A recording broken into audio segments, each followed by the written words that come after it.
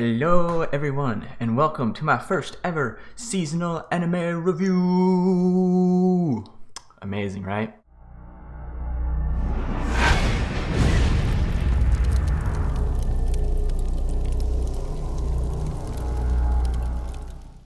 All the shows I was watching for spring 2020 wrapped up a few weeks ago, and I want to give a quick review and my thoughts on everything I watched.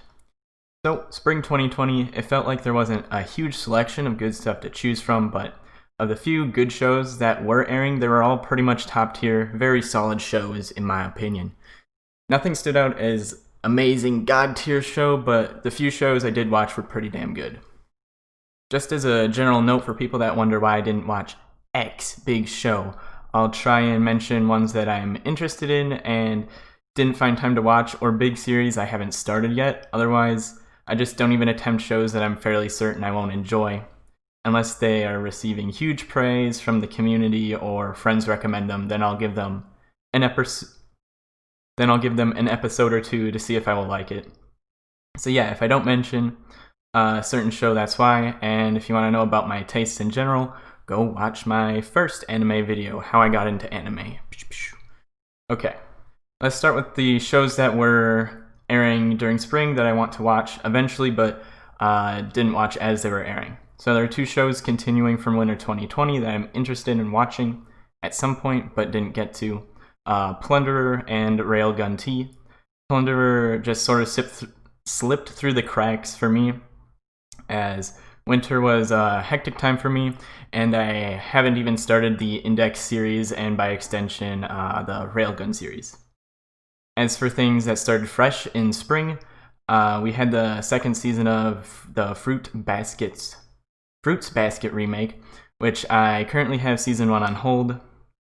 And also looking through, I'm also seeing a movie called Whisker Away, which apparently came out in June, which I remember seeing an ad for and completely forgot about, but I will probably watch that sometime in the future as well.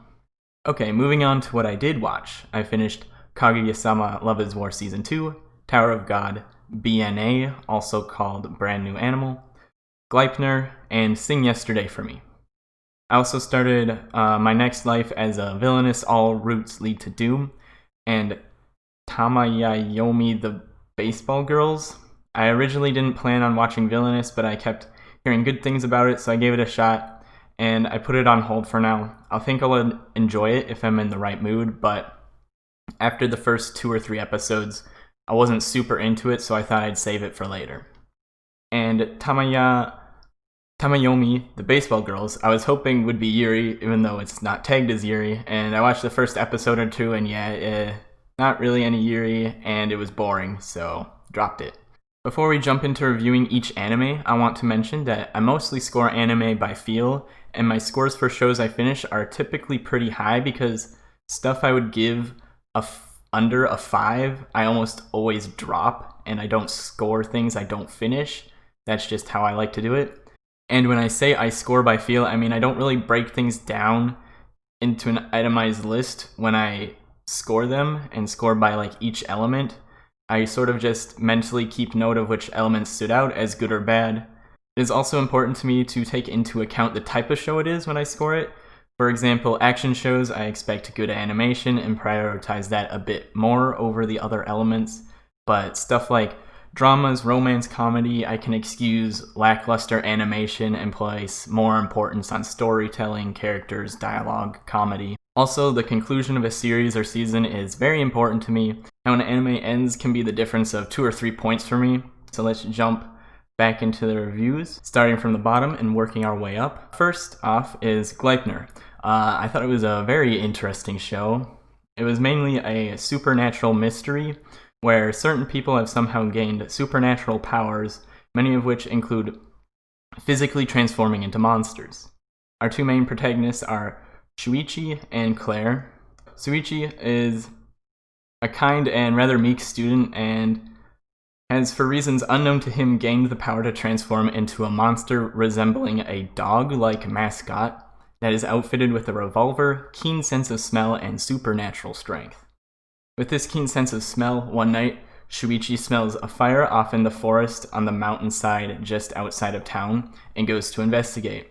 where he meets Claire, who is passed out inside of a burning building, and saves her.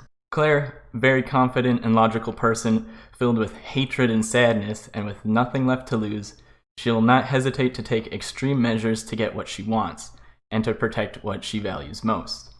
After this incident, Claire discovers the identity of the monster who saved her and blackmails Shuichi into helping her figure out the mystery behind these monsters. While the show mainly focuses on supernatural and mystery elements, there are few action and ecchi scenes as well. Some of the fights are pretty well animated, especially the first and final fight of the season. As for the ecchi scenes, some are a bit unnecessary, a little drawn out just for fan service, which I personally don't mind, but for those who aren't a fan of that stuff, I'll say it's definitely not the focus of the show, and it's much more prevalent early on and sort of becomes less frequent later on in the season.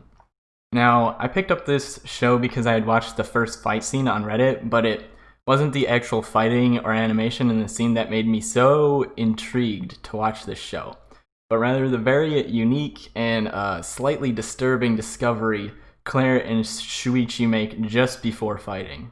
I won't spoil that discovery here, but it's in the second episode, 6 minutes and 45 seconds in. So I'll leave it up to you guys, for those of you who haven't seen it, if you want to skip to that part and see for yourself, or if you want to just start from episode 1 and keep it a surprise. So, one of the main things I like about this show is the dynamic and relationship between Claire and Shuichi. As I've mentioned in my How I Got Into Anime video, I keep an eye out for shows that focus on a couple that are kind of corrupt in a way, or evil, or criminals, deviants of some sort, and they're cast out to go into the world on their own, and mainly have to rely on each other, break laws and rules to survive. Stuff like that. And I would say Claire and Shuichi come kind of close to that. They're mostly fighting on their own and make many morally questionable decisions to try and accomplish their goals. While they do make some allies along the way, Claire and Shuichi are mostly using them rather than making real connections with them, and are still mostly out there on their own. I'd say Claire and Shuichi are also decently written characters. You can see motivations for their actions and understand their emotions and why they feel a certain way. Such as Claire, she comes off as a bit of a yandere with her aggressive and manipulative behavior, and her promise that she will die with Shuichi if anything happens to him, and she proves that she would follow through on this promise. But she isn't just a yandere to make a yandere character. We are told about the tragic event that happened to her and has left her scarred and full of hatred. Furthermore, we aren't just given the reason for why she acts yandere, but it also doesn't fully define her as a character. She isn't just a complete psycho set on hurting and destroying everyone to protect Shuichi, but we also know she desires to unravel the mystery about these monsters, and we get to see both her and Shuichi grow as characters throughout the show. The mystery as to what is actually going on with these supernatural powers and these monsters showing up is also another part that kept me interested in watching, as we slowly start to learn more and more about what's really going on and start to see the bigger picture throughout the show. I want to point out one really small plot inconsistency before I get into the bigger issues the show had. Just take note of Shuichi's reaction to Claire's messy apartment in episodes 1 and 3, and how he cleans it in episode 3. And just keep that in mind when you see inside Shuichi's house near the end of the season. It's not a huge issue with the show or anything, I just thought it was an interesting thing that I noticed that didn't seem to quite line up. Alright, moving on to the bigger issues. I think one of the downfalls of the show is that I think it spent a lot of time on unimportant side characters that seem to have no connection to the main plot, or at least we don't see it in this season, and it appears to me like they will most likely be out of the picture and not coming back into the story later. Like, there were a few small important things that happened with these characters related to the main plot, and it did help flesh out the world and types of supernatural powers that can exist in it, but I felt that this side story was a bit drawn out for these small parts that the characters play in the main story. So, somewhat related, and another letdown is it isn't until the very end of the season that we start to fully understand what's going on in the main story. and the season ends just as it's getting to the most interesting part of the story. And it feels like season 1 was just the prologue to the actual story, as a good chunk of the season is spent on more of a side story, which is being used to kind of set up and introduce the characters and how these supernatural monsters came to be. They even outright say it in the show right at the end, that there's been a bigger story taking place here all along.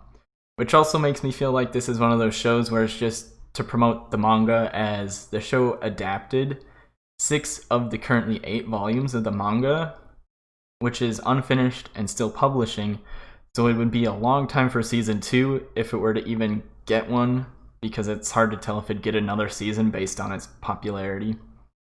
So they get you interested, and then probably the only way to continue this story is going to be through the manga, or you're going to be waiting a really long time.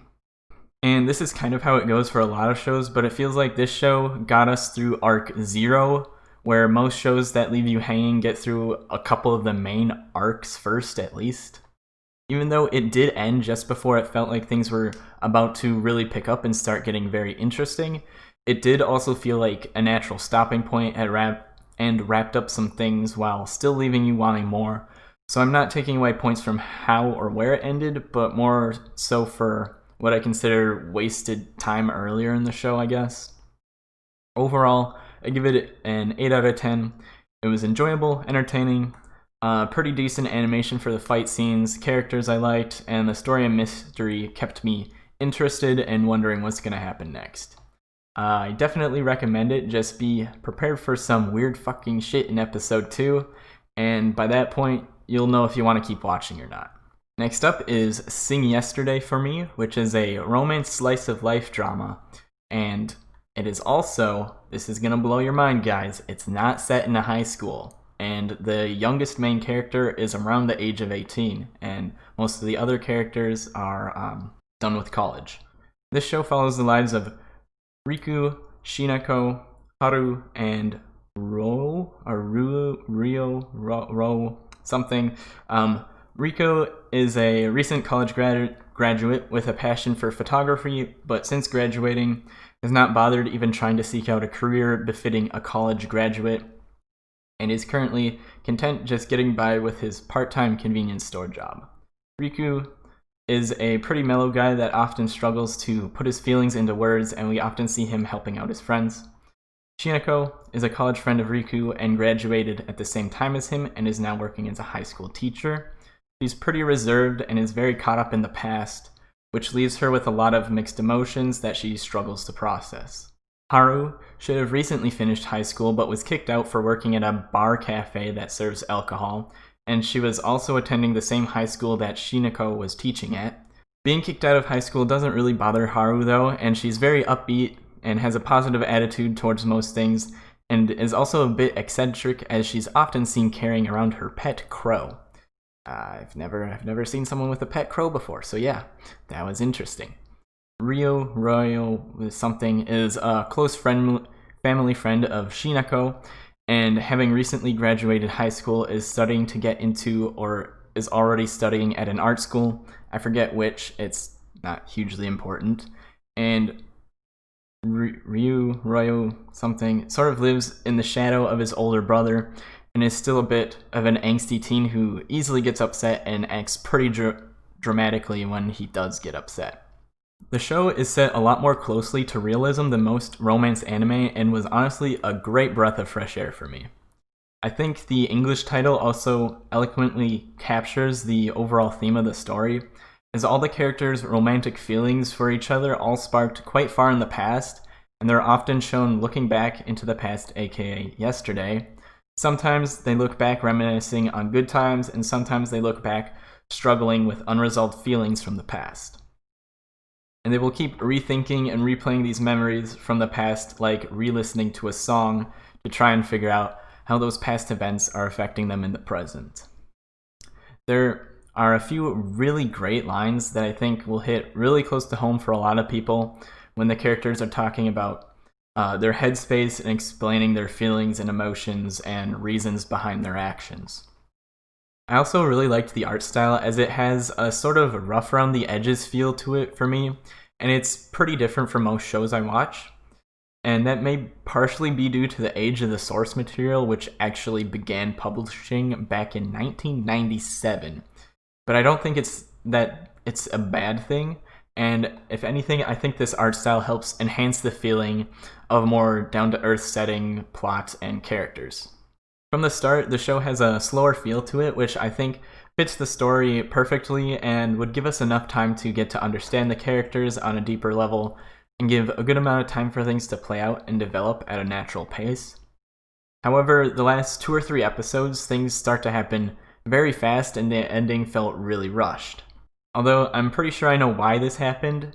From my understanding, I'm fairly certain the show was originally supposed to be 18 episodes, which seemed like it would have been the perfect amount of episodes, but it was later cut down to 12.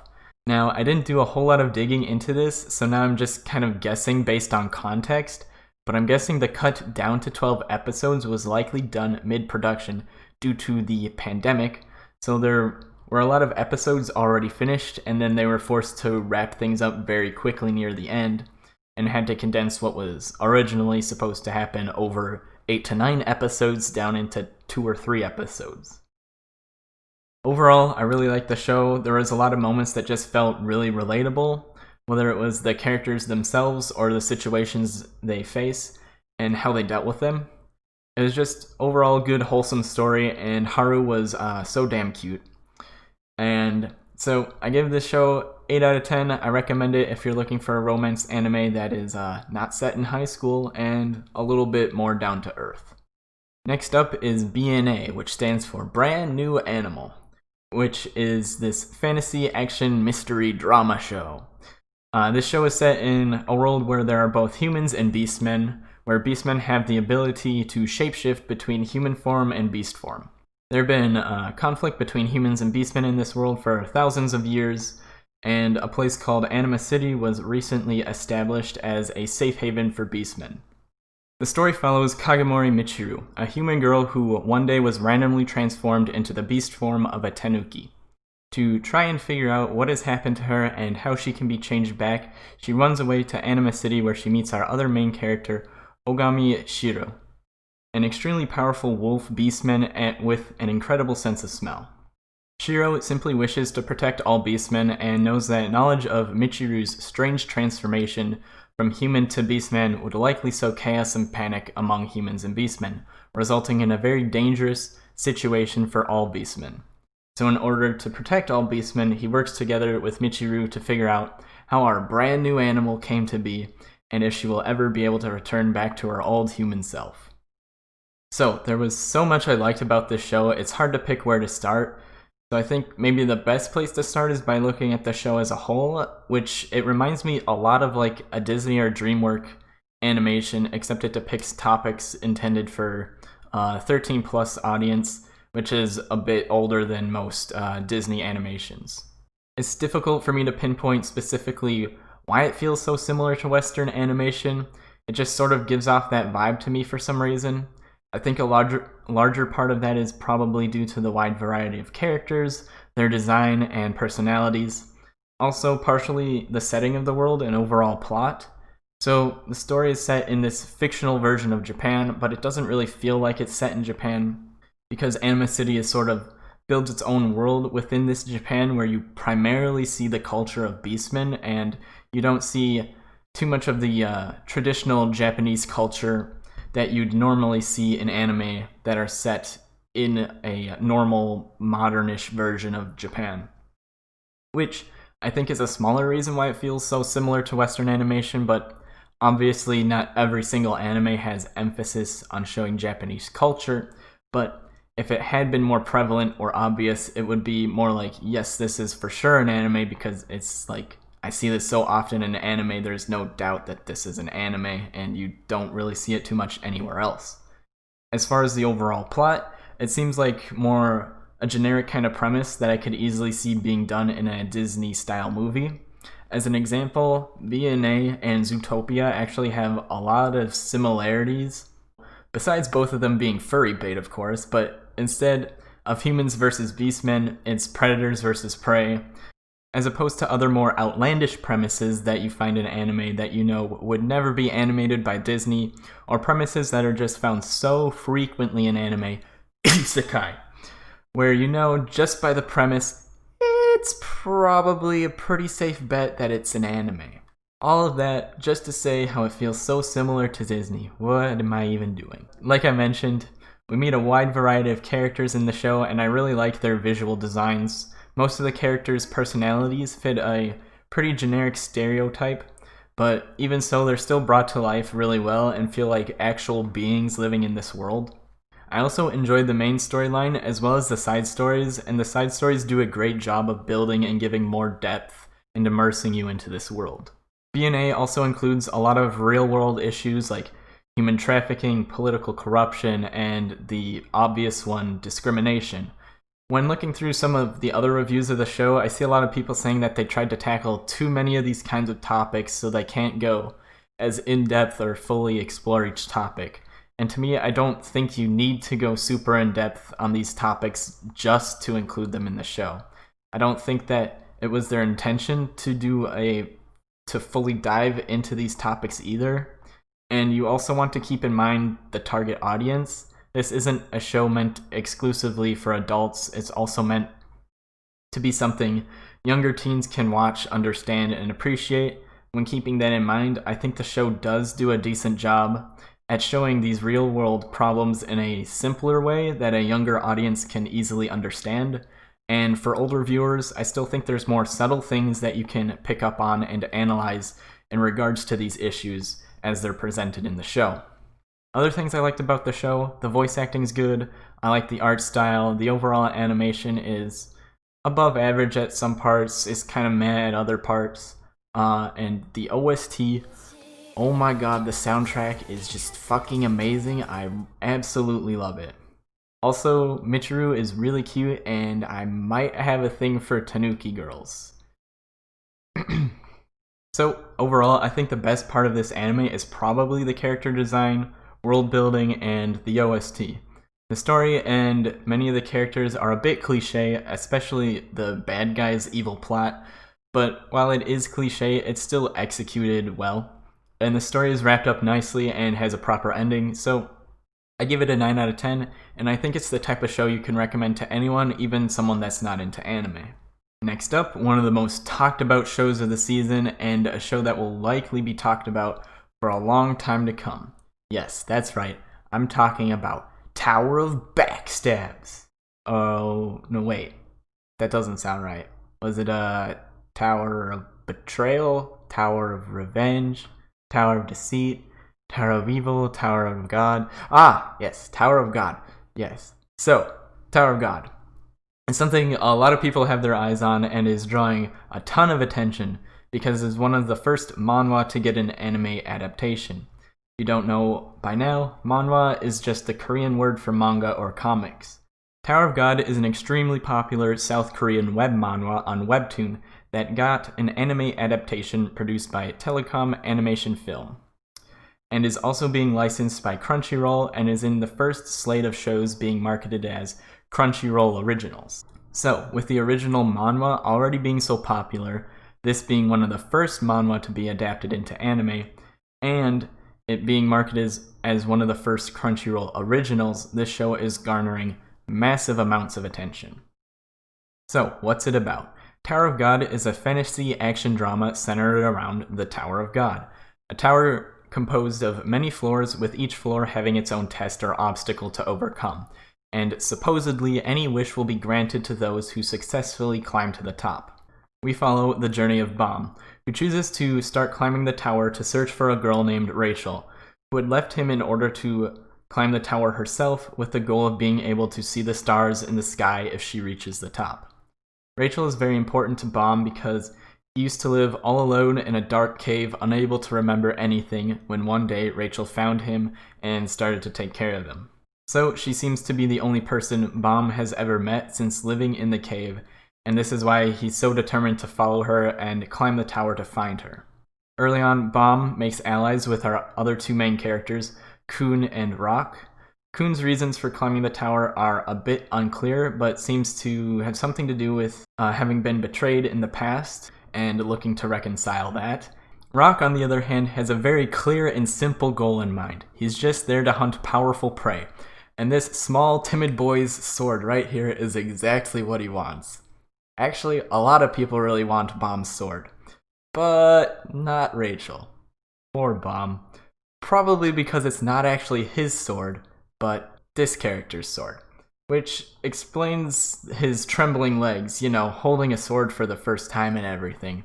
And it explains why she's so irritable all the time with all that pent-up Shinsu searching to get her sword back.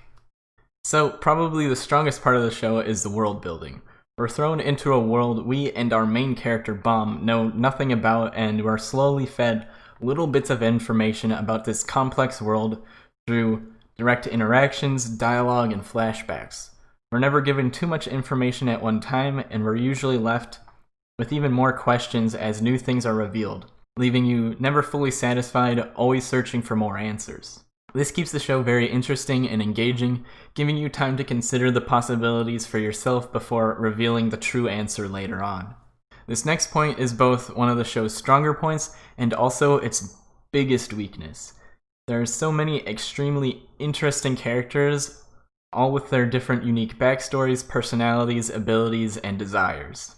The only caveat here is that two of our main characters, Bomb and Reijou, are actually some of the most boring characters I have ever seen.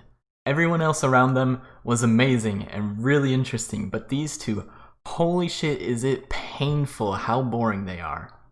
Especially Bomb, since we are seeing such a significant amount of the story through his eyes.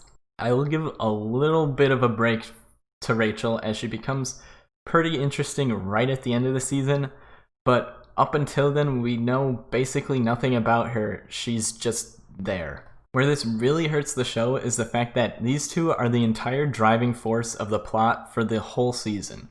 The only reason Bomb is climbing the tower and the only reason the story moves forward is because Bomb is searching for Reijou. And to avoid spoiling too much, yes, Bomb's reasons to keep climbing does change ever so slightly, but these two are still the driving force of the plot the entire season. As for everything else, it's pretty mediocre. The animation is okay, the music is okay, the voice acting is okay. I mean, I watch subs and I don't speak Japanese, so I can only really make out a difference if it's really good or really bad, so it seemed okay. Overall, I enjoyed the show, and the ending got me a lot more interested in the story. This, again, feels like another show where Season 1 was just the prologue. I have no idea about the specifics behind the scenes, but I'm assuming those at Crunchyroll and their animation partners and whoever else is involved in adapting this into an anime were probably intending to animate the entire series from the start, unless the first season completely bombed or something. So, assuming this gets another season, I give it a 9 out of 10, because it has the quality and really interesting story. I'd give a 9, but it just needs more than 13 episodes to get to the good parts, and the final episode got me really hyped up for more. Next up, the final show I'll be talking about today, and my pick for anime of the season. Even though I only watched like 5 shows, it was the best thing I watched last season. Kaguya-sama Love is War Season 2. So, since this is the second season of a show, I'm gonna skip the introduction and sort of the synopsis part that I did for all the other shows and just sort of assume that you know what's going on with this show and within the story. So, just to jump straight into it, it generally keeps up the overall high quality that the first season had. The voice acting remains amazing. It also retains the same art style and high quality animation. Since this is a rom-com, the animation isn't as important, and I didn't really pay close attention to the animation since I'm more focused on the dialogue. The fact that there was never a moment where bad animation distracted me from what was going on is a good sign. And looking back at a few random spots, I would have to say, in scenes where the animation is important, it is done really well. Overall, the humor and comedy stays about the same, and I enjoy most of it. There were a few bits that I feel fell a little short, and some of it overdone or played out too much, such as Kaguya at the doctor and some parts of the re-election. Now, I really wanted this season to be a 10 out of 10 like the first season was, but around halfway through and towards the end of the season, it felt like something was off, and I couldn't really tell what it was. Was it the jokes not being as good, or was it starting to be too repetitive? Was the new characters being introduced throwing things off, or something else entirely? Well, I'd say most of the comedy was just as great as Season 1, except for a few parts here and there, which on its own wouldn't be that bad, because not every joke is going to land perfectly and get huge laughs, so I don't think that was what felt off.